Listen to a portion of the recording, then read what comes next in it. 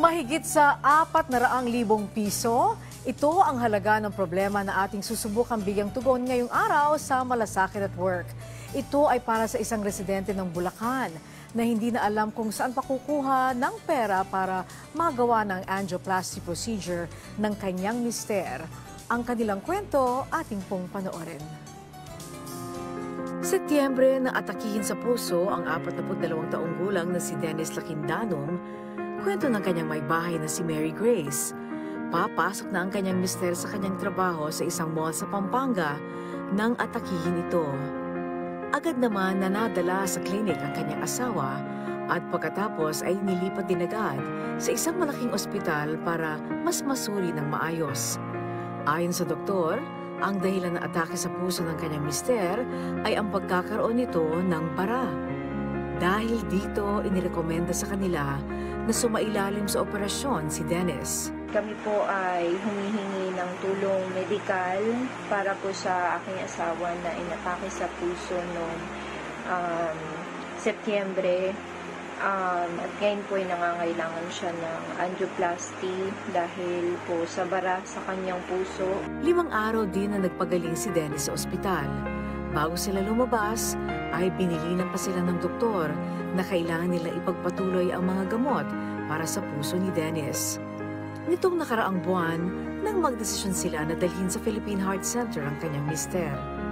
Ayon sa espesyalista na sumuri kay Dennis, kailangan na siyang maoperahan sa lalong madaling panahon. Kailangan din nila maghanda ng malaking halaga para dito. Kailangan po namin ng 400,000 para po masagawa yung angioplasty sa kanya. Pero ang malaki nilang problema ay kung saan sila kukuha ng pera para sa angioplasty procedure ng kanyang mister. Wala naman anya silang mapagkukunan ng ganong kalaking halaga. Sa ngayon po, hindi pa po nakakabalik ng trabaho ang aking asawa. Magtatatlong buwan at ako po ay housewife lamang. Nagbabaka sakali silang humingi ng tulong sa Malasakit at Work para mapaoperahan na ang kanyang mister. Umaasa po kaming matulungan ninyo at marinig niyo po, matanggap yung aming panawagan. Maraming salamat po. Para po tugunan ang problemang yan, makakausap po natin ngayon sa linya ng telepono si Ginoong John Mark Cua mula po sa tanggapan ni Senator Christopher Lawrence Bongo. Magandang hapon po, Mr. Cua. Magandang hapon po, Ma'am Angelique, at sa lahat po ng mga nanonood ng PTV Malasakit at Work. Opo, ano ho ang may tutulong ni Senator Bongo para po sa asawa ni Mary Grace?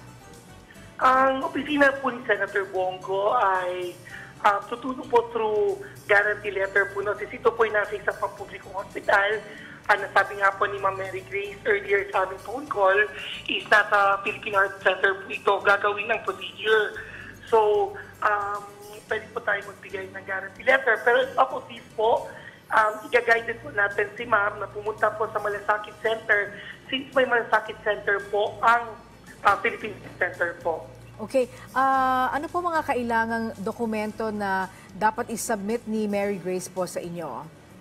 Kailangan lang po nilang mag-submit po ng medical abstract, ng quotation po, ng letter of request sa opisina upang ito po ay maproseso sa lalo't madaling panahon po para po makakuha na sila ng slot po para sa procedure ng kanyang asawa po. Alright, sige po. Maraming salamat po sa inyo, Mr. John Mark Cua. At salamat din kay Senator Christopher Lawrence Bongo sa kanya pong pagtulong. At sa mga nais mong dumulog sa ating programa, maaari po kayong magpadala niyong mensahe sa ating official Facebook page na PTV Malasakit at Work. Maaari kayong mag-email sa amin sa ptvmalasakit@gmail.com. Muli, ang tunay na malasakit ay laging at work.